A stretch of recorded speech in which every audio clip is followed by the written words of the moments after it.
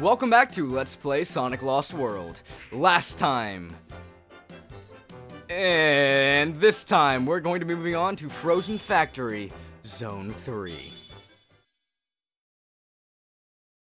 So last episode, we saw a little bit of what this area is actually going to entail for us.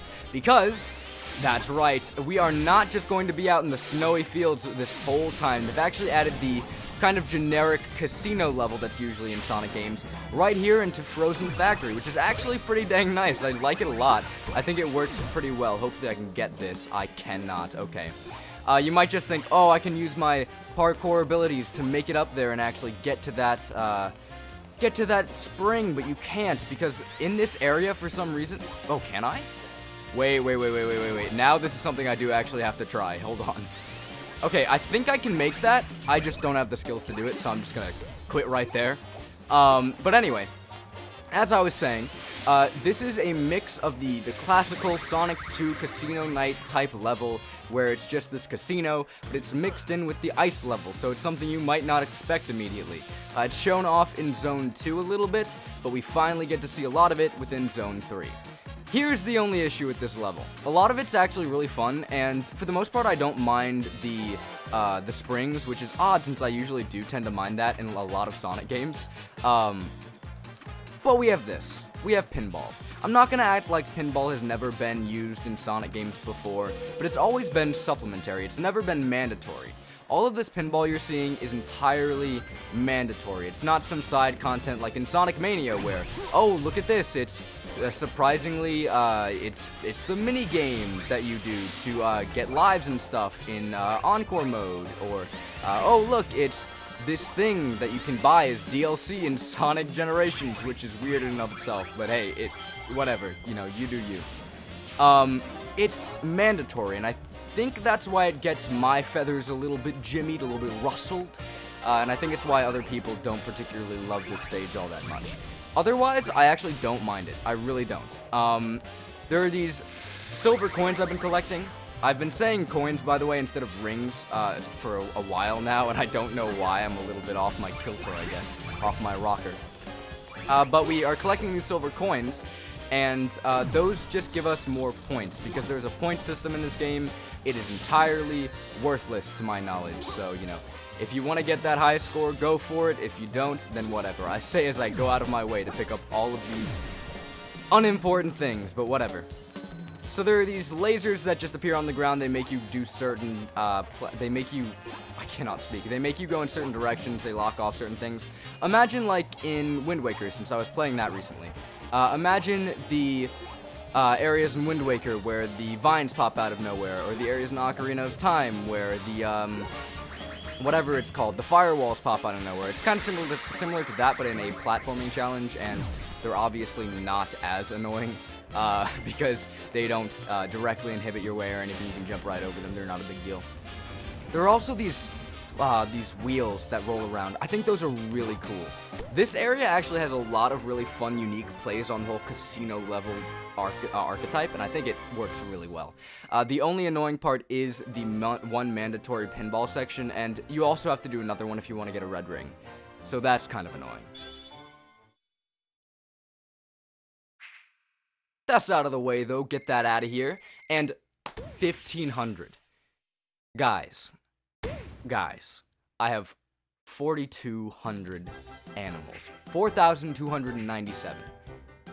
I'm gonna keep rubbing it in. I will restate this every time it's applicable. It's not that bad.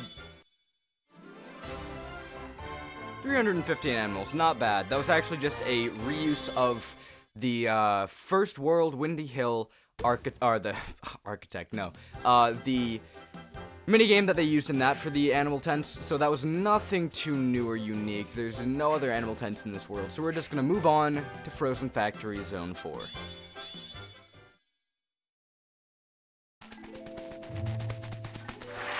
Move it or lose it, Snow Cone! The last time we met, you ruined my nail art. Now I have to reapply a whole new coat. Oh my gosh, are you serious? I am so sorry.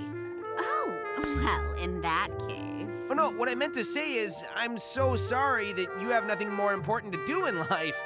Ugh! You're gonna pay for that! As soon as my nails dry.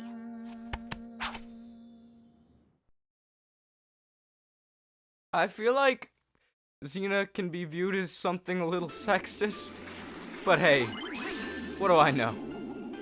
So now we are getting into the first 2D area in this world. Actually, I almost said this game. Definitely not. But in this specific world, these guys are really annoying. So we saw these green guys earlier, but now they're red variants of them. I forget what they're called. They're not bubbles. That's a Mario enemy. I cannot remember for the life of me. The point is they actually shoot at you. They are a more active threat than the normal blue ones, which kind of just get scared whenever you homing attack on them. There are these pig guys. You need to my knowledge, wait for them to spit out bombs and homing kick them, I'm pretty sure.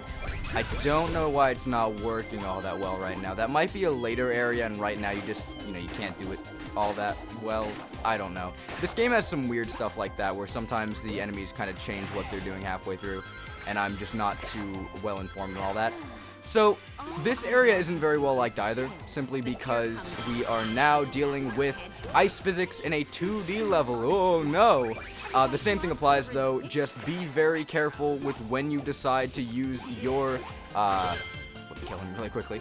Just be very careful with when you decide to use your parkour ability and your run button, because sometimes it just ain't worth it, and if you want to be very careful and not break some of these ice blocks, which break whenever you jump on them when you're spinning around, then just don't hold down the run button. It's that simple. Something that's actually really fun to do that I haven't talked about really. You can hold down the run button. There is a way to continue with your speed and still have the normal jump. Hold down the run button and then let go of it when you decide to jump. And you will jump normally. You will keep your momentum. You're not going to slow down at all. You will be just fine. As you can tell, okay, I did it poorly that time. I've done it poorly so many times. I did it 5 seconds ago. As you can see right there, my momentum was just fine. The speed was just fine. There was nothing wrong with that. So, don't be a little bit of a doofus head, alright? It's fine. The ice physics in this game aren't that bad. You just need to not hold down the run button the whole time. Though I do kind of see why it would be hard for somebody to realize that. Again, it's a Sonic game. You want to instinctively go fast, so I'm not going to get on people for that, really. So this is something I haven't actually talked about, but it was something we could have done earlier. You can actually climb on these. There are certain surfaces that you can climb on, and it makes certain sections just entirely negligible. You can not think about them at all, and it's great. That was something that you could have done earlier in the Desert Ruins world. It was in Act 1, actually. In the areas where they had the giant man-eating sandworms. There was some, I almost said grass. No, there were some vines you could have dealt with there. Okay, that's a little annoying. You could have done the same thing there. So these things are a little bit reminiscent of chemical plants. Just kind of wanted to point that out. Over here, let's talk about something people don't like about the 2D sections in this game that I can kind of understand. So in areas like this, you want to be very careful because of crushing and other instant death traps. So all things considered, this game doesn't actually have many instant death traps, but here's the thing. Whenever you're holding down your run button, you will do parkour. And here's the problem with that to some extent. That means whenever you hug up against the wall while holding the run button, you will end up doing parkour, and sometimes that makes you do parkour in areas that you really just didn't want to do parkour in. And sometimes that'll get you caught in 2D sections, and it'll throw you straight in the middle of an instant death obstacle. And that can be quite annoying, and I understand why people aren't too fond of that, and I can see why the parkour as a mechanic wouldn't jive with people when stuff like that is constantly happening to them. But again, my solution to a lot of things in this game, it seems, don't hold down the run button. It's not necessary. You don't need to do it all the time. There are times when you can let go and you'll be just fine. It won't even stop the movement speed. It's not something that's going to harm Sonic's speed at all. So just sometimes when you're going up to walls, don't hold down the run button. It's not that big of a deal. Don't worry, you'll be fine. You'll live. That seems to be some pretty overarching advice I'm giving. It's a Sonic game where sometimes you just need to worry about something other than speed. So these things are straight from, I almost said Metallic Madness. That is a Sonic CD level. I am talking about, okay, I did not mean to fall down there. What is it called? Oh my god. I just played Sonic 2 like not that long ago. Jesus, why is it leaving my eye feel so bad as somebody who loves Sonic 2? Oh, it's such an annoying level too. You think I would remember the name of it? Huh, that's really odd. Well, I'll put it up on screen. Anyway, these things are ripped straight out of that. So you want to just do what you did in Sonic 2. You run on them in the right direction, they'll move upwards. You run them in the opposite direction, they'll move downwards. It's nothing too special. Just make sure that you know which way to run, because you might end up falling off if you try running in the opposite direction, because if it's as low as it'll go and you try running in the direction that will lower it, that will actually not lock you into place. Otherwise, you will be locked into place. It's not a big deal. It's not too hard to get used to. Look at that. That was actually kind of fun. Speed is still very prevalent in this game, and it's a lot of fun when you start moving really, really fast. This is not good. This is really not good. I did not get the necessary... No, I jumped over the speed booster. Wait. I can save it. Salvaging. There we go. Look at that. And now I have all the speed I need to make that. Because that would not have been made with anything else. That would have been awful. So there's a cute little kind of like skiing type section where you're jumping around. And here we are, the boss fight. And I have a bit of a confession to make. These boss fights are things I don't return to very frequently. Therefore, a lot of the time, I actually don't remember a lot about them. Level-wise, I can recollect things about them pretty quickly. Boss fight-wise, I can't. Because it's almost over. We're almost... Okay, let me grab a ring so I don't die and make a fool of myself when I say that these levels and bosses are really, really easy. More specifically, bosses. I don't know why I said levels there, too. These bosses are really easy. They're really short, and they're with characters I don't particularly care about. So... I don't go back to them. I don't care about them really that much.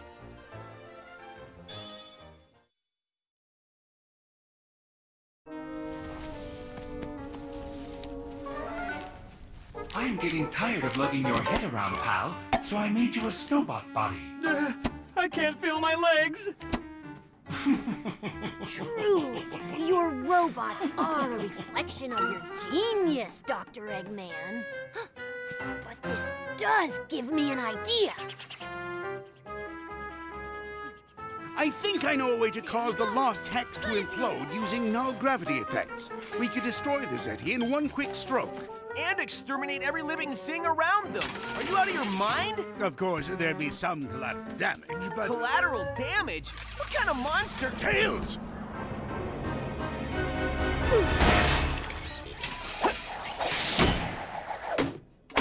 I'm sorry. I suddenly felt very mean. Not the best idea to put the dimwit's head on a battle bot. In hindsight, I gotta agree with you, Doc. Thanks for the save. Can you get off me now? I can't figure you out. 1 second you're contemplating genocide, and the next you're saving one of your worst enemies. I'm a complicated guy. And you? What were you thinking, Tails? You could have gotten yourself killed. I was just trying to help.